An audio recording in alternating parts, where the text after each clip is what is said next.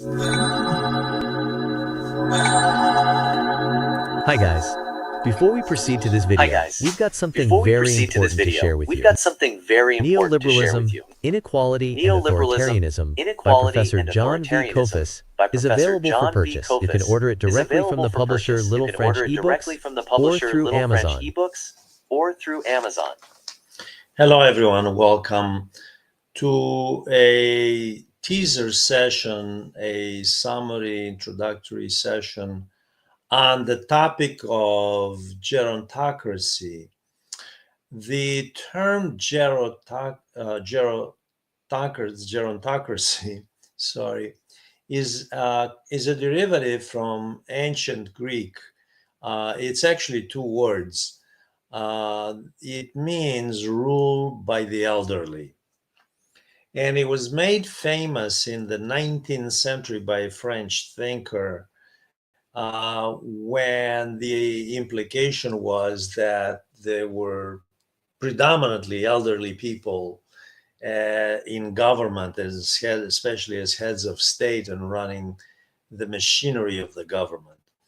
The West, especially in the 1970s, was basically satirizing the Soviet gerontocracy, and rightly so. There seemed to be quite a few elderly people.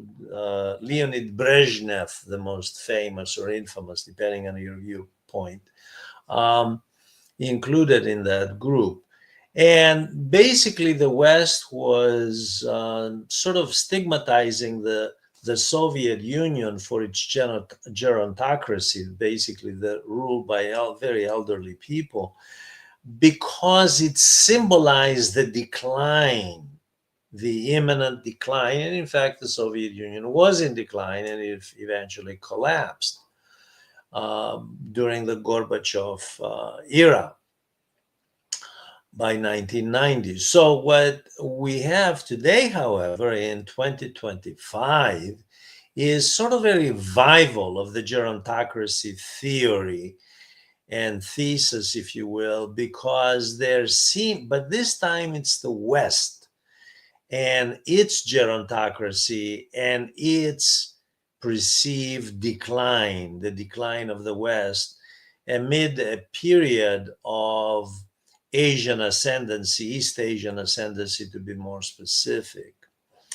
Now, the fact is that this issue it's more complex than it seems. It has been around for a very long time in the political dialogue. In the 6th century BC, the Chinese philosopher Confucius, who maintained enormous influence, had enormous influence in China, in everything from how the bureaucracy was run to how public policy was supposed to be conducted. Confucius addressed this issue. In the 1st century after Christ, a Greek philosopher who wrote on the Roman Empire in the 1st century AD, his name was Plutarch, also addressed the issue of gerontology, basically elderly males running the government. This issue, therefore, has been around for a long time. Today, it's around especially evident because of the new high-tech means of communication and of instant communication, because of cell phones, because people take photographs. And if a head of state is elderly and seems to be ill or falling as they're walking, or having trouble in their speech, for example, that is picked up immediately. It became especially important very recently when it was revealed in the United States that former President Joe Biden, of course, has a chronic illness. And it has been revealed whether true or not, we don't know. But from those who were close to him in his cabinet, in books they published and in stories they have published, that actually he wasn't really running the government. And there were such stories while he was president anyway, due to the combination of age and lack of competence because of his ailing health. Now, there is the question of whether gerontocracy is even an issue or a distraction and a manufactured issue in order to distract the population from an inequitous social contract and public policy that is unfavorable toward the majority of the population while favoring the privileged few. The question, of course, is whether this is a pretext, whether this is indeed something that the mainstream media, but analysts, from political analysts to journalists and politicians, have concocted, or whether it is a real issue. Clearly, no one wants to see someone who is stumbling and has speech impediments and has psychological problems or physical problems, because we have a culture of youth, and youth historically in novels and in stories and in folklore, and today in motion pictures and television, youth represents renewal and progress. It represents optimism, whereas gerontocracy does not. It somehow represents the doom and gloom, an impediment to progress, and that is certainly one issue. Now, just for the sake of statistics, Joe Biden in 2021 was 78 years old when he took over.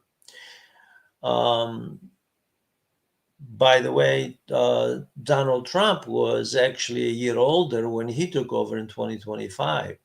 Yet, between the two, it's Joe Biden that has had bad press with regard and the label of gerontocracy, not Donald Trump. Although Donald Trump, by the way, also has, according to reports, we don't know, nothing is confirmed, also has underlying health problems.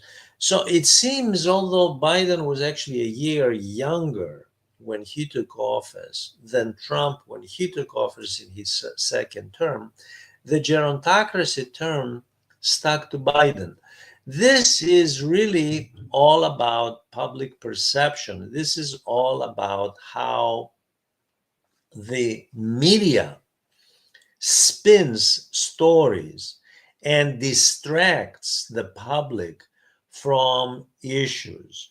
Let me give you an example. Let's take, because I believe the efficacy of public policy is really at the core of this, not the age of the individual who is either as a head of state or a legislator promoting policy. Let's take an example, a very real example. We have lobbyists in Washington, D.C. right now who are in their mid-30s. They're promoting policies, public policy of tax cuts for the rich and cuts for social programs like Medicare and Medicaid. Okay. And you have in both the Senate, the House, and of course in the White House, clearly Donald Trump, people who are above 70. And they pass they pass what lobbyists, corporate lobbyists, Wall Street lobbyists have proposed into legislation. So the issue here is, who is at fault? Is it the supposedly, presumably senile old senator who votes yes I'll go along with that. Although they know exactly what they're doing, is it the 35-year-old lady or man who helped write that legislation on behalf of Wall Street, promoting tax cuts for corporations and for the richest 5% of Americans? Okay. Who is it here that the public is supposed to focus on? Is the issue gerontocracy, or is the issue public policy that is, in essence, inequitous and promotes social injustice instead of social justice? And the same thing could be said, by the way, of the neoconservatives when Biden was in office, and they were promoting the forever war doctrine. A lot of young people under 50 were promoting the forever war doctrine, enthusiastic about Ukraine and Israel's wars. Okay, no matter how many people got killed, and no matter that the civilian population of Gaza was decimated, they were promoting forever war policies. And you had Biden, that a lot of people associate with the gerontocracy stigma. And you have here people saying, well, he was he didn't know what he was doing. In fact, those behind Biden were people who were young, and they were promoting this. So the gerontocracy issue is indeed a pretext. And there's a lot of literature, by the way, a lot of scholarly literature on this, especially gerontocracy in the neoliberal era, and especially as a sub theme, if you will, a subsection, a sub-theme of the Malthusian theory, the theory that there are too many people, too few resources. Thomas Malthus promoted this more than 200 years ago in England, and it became universally known as the Malthusian theory that the population, the reason we have social inequality and we have poverty is because there are just too many people. It's not public policy. The same thing here. It's elderly people that are the problem, and promoting policies that favor other elderly people rather than young people. Not the public policy that lobbyists, who are certainly young, many of them, working on behalf of corporations. That's not the issue. It's some old person voting for it in the Senate who is 90 years old or 85, or a president who happens to be close to 80.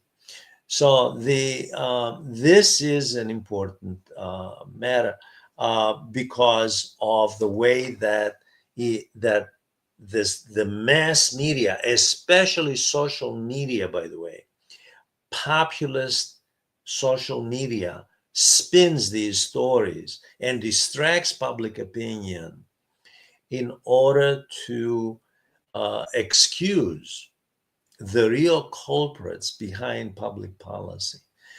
In the longer video, analytical video, I discuss all these issues, and I invite you to join me and to ask questions, write in comments, and by all means join this channel, which is educational. Thank you very much.